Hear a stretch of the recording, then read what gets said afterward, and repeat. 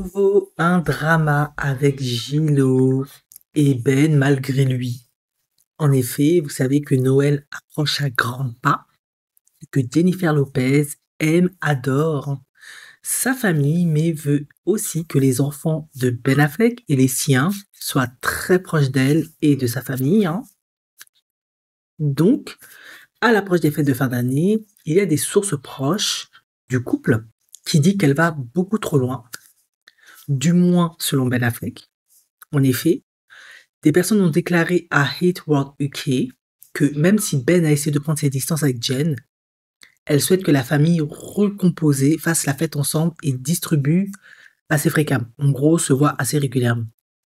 Apparemment, elle se présente aux mêmes événements que lui et exige qu'il continue à faire des activités de groupe avec les enfants. Et s'il n'est pas d'accord, alors c'est lui le méchant.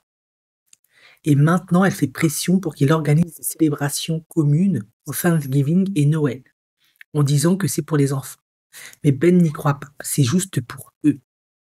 Il semblerait donc que Gillo souhaite une grande fête de famille et qu'elle ferait apparemment tout son possible pour essayer de convaincre Ben Affleck et Jennifer Garner.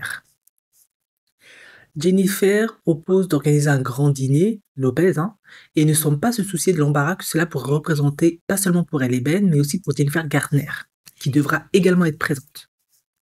Elle a clairement fait savoir qu'elle n'avait aucune intention de reculer son raisonnement et qu'il serait injuste pour les enfants de leur retirer ce dîner. Il est donc très difficile de la contredire. Franchement, ça devient pathétique. À un moment donné, je comprends qu'elle est en dépendance affective, qu'elle est accro à Ben, que c'est plusieurs fois de suite que elle a cru en leur histoire d'amour, qu'il l'a trahi, qu'il s'est dégagé d'elle, qu'il a un peu, on va dire, abusé d'elle. Mais ça reste quand même une adulte avec toutes ses facultés.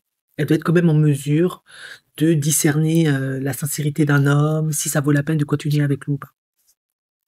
Effectivement, moi je suis du même avis que Ben, ça n'a rien à voir avec les enfants, tout est lié à elle, son ego, son image. On sait que c'est extrêmement important pour elle.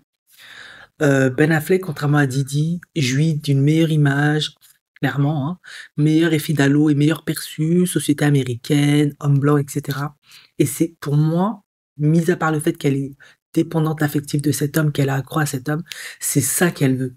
Elle veut être vue avec un homme blanc, Ben Affleck, qui présente mieux. Parce que je suis désolée, déjà, avec son historique d'homme, pour beaucoup de gens, c'est mal perçu.